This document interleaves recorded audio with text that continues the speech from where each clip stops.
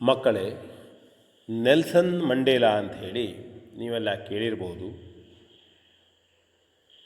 ಮಾನವ ಹಕ್ಕುಗಳ ಬಗ್ಗೆ ಹೋರಾಟ ಮಾಡಿದಂಥವರು.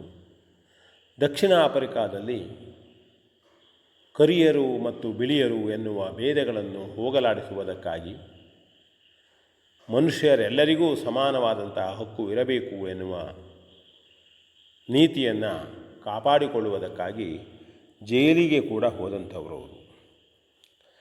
ದಕ್ಷಿಣ ಆಫ್ರಿಕಾದಲ್ಲಿ ಪ್ರಥಮ ಕರಿಯ ವಕೀಲರು ಕೂಡ ಆದಂಥವರು. ಅವರಿಗೆ ಶಾಂತಿ, ಜಗತ್ತಿನಲ್ಲಿಯ ಶಾಂತಿಯನ್ನು ಕಾಪಾಡುವುದಕ್ಕಾಗಿ ಮಾಡಿದಂತಹ ಅವರ ಸೇವೆಗೆ ನೊಬೆಲ್ ಪ್ರಶಸ್ತಿ ಸಹಿತ ಸಿಕ್ಕಿತ್ತು.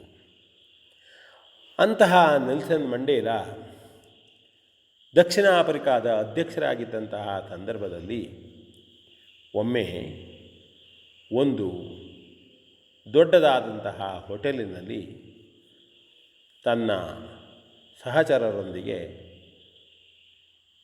ಅಧಿಕಾರಿಗಳೊಂದಿಗೆ ಚಹಾ ಪಾನೀಯವನ್ನು ತೆಗೆದುಕೊಳ್ತಾ ಇರ್ತಾರೆ, ತಿಂಡಿಯನ್ನು ತೆಗೆದುಕೊಳ್ತಾ ಇರ್ತಾರೆ.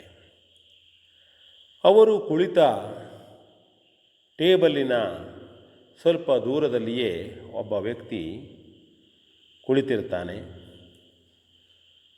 ಆಗ ನೆಲ್ಸನ್ ಮಂಡೇಲಾ ತನ್ನ ಸೇವಕರಿಗೆ ಹೇಳ್ತಾರೆ, ಅದೋ ನೋಡಿ, ಅಲ್ಲಿ ಒಬ್ಬನು ಕುಳಿತಿದ್ದಾನೆ, ತಿಂಡಿಯನ್ನು ಹೇಳ್ತಾ ಇದ್ದಾನೆ, ಅವನನ್ನು ನಮ್ಮೊಟ್ಟಿಗೆ ತಿನ್ನಲಿಕ್ಕೆ ಕರ್ಕೊಂಡು ಬನ್ನಿ, ಇಲ್ಲೇ ಕರೆದು ತನ್ನಿ.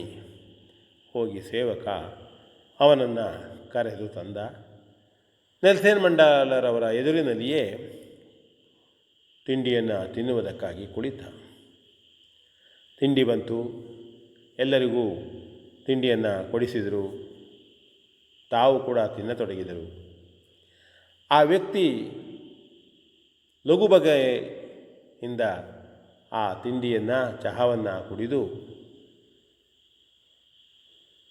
ತನ್ನ ಪಾಡಿಗೆ ತಾನು ಹೋಟೆಲಿನಿಂದ ಹೊರಟು ಹೋದ. ಆಗ ನೆಲ್ಸನ್ ಮಂಡೇಲಾ ಅವರ ಜೊತೆಯಲ್ಲಿದ್ದಂಥ ಅಧಿಕಾರಿಯೊಬ್ಬರು ಕೇಳಿದರು, ಸ್ವಾಮಿ, ನೀವು ಆ ವ್ಯಕ್ತಿ ಯಾರೋ ಏನೋ ನಮಗೆ ತಿಳಿದಿಲ್ಲ, ಅವರನ್ನು ಇಲ್ಲಿ ಕರೆದ್ರಿ, ನಿಮ್ಮ ಜೊತೆಯಲ್ಲಿ ತಿಂಡಿ ಚಹಾವನ್ನು ಅವರಿಗೆ ಕೊಡಿಸಿದ್ರಿ, ಆದರೆ ಅವನು ನಿಮ್ಮ ಮುಖವನ್ನು ಕೂಡ ನೋಡುತ್ತಿರಲಿಲ್ಲ, ಕೈ ನಡುಗುತ್ತಿತ್ತು, ಮುಖಬೇಕೋ ಸಪ್ಪಗಾಗಿತ್ತು, ಯಾಕೆಂದು ತಿಳಿಯಲಿಲ್ಲ, ಮತ್ತು ಹಾಗೆ ಹೊರಟು ಹೋದನಲ್ಲ ಎಂಬುದಾಗಿ ನೆಲ್ಸನ್ ಮಂಡೇಲಾ ಅವರಿಗೆ ಕೇಳುತ್ತಾನೆ. ಆಗ ನೆಲ್ಸನ್ ಮಂಡೇಲಾ ಹೇಳಿದರು, ಇಲ್ಲ, ಅವನು ನಾನು ಕರಿಯರ ಪರವಾಗಿ ಹೋರಾಟದಲ್ಲಿ ಜೈಲು ಸೇರಿದಾಗ ಆ ಜೈಲಿನ ಆಡಳಿತವನ್ನು ನೋಡಿಕೊಳ್ಳತಕ್ಕಂತಹ ಜೈಲರ್ ಅವರು ಎಂಬುದಾಗಿ ಹೇಳಿದರು.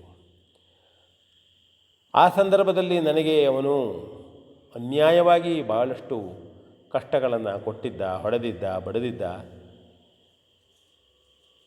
ಹೀನವಾಗಿ ನೋಡಿಕೊಳ್ತಾ ಇದ್ದ. ಆದರೆ ನಾನು ಈಗ ಇಲ್ಲಿ ಕರೆದಾಗ ಅವನಿಗೆ ಅದು ನೆನಪಾಗಿ ಮುಖ ಎತ್ತಲಿಕ್ಕಾಗಲಿಲ್ಲ. ನಾನು ಏನು ಮಾಡ್ತೇನೆ ಹೇಳತಕ್ಕಂಥ ಹೆದರಿಕೆಯೂ ಇದ್ದಿರಬಹುದು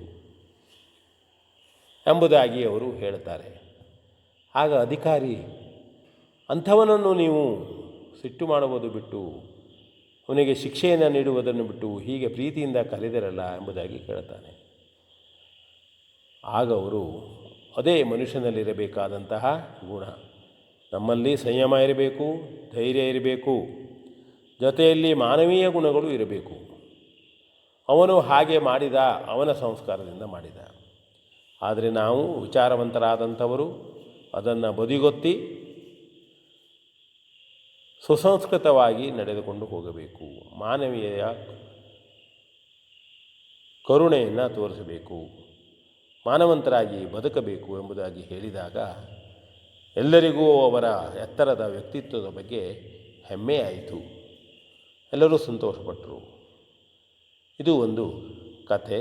ನಾವು ತಿಳಿದುಕೊಳ್ಳಬೇಕಾದಂಥದ್ದು, ಯಾವ ಸಂದರ್ಭದಲ್ಲಿ ನಮಗೆ ಸಂಯಮ ಇರಬೇಕು, ವಿಚಾರವನ್ನು ಮಾಡತಕ್ಕಂತಹ ಮನಸ್ಸನ್ನು ಕ್ರೋಧದಿಂದಲೋ ಸಿಟ್ಟಿನಿಂದಲೋ ದ್ವೇಷದಿಂದಲೋ ಹಾಳು ಮಾಡಿಕೊಳ್ಬಾರ್ದು ಅಂತ ಹೇಳ್ತಾ ವಿ ಎನ್ ಭಾಗವತ್ ಬರಬಳ್ಳಿ.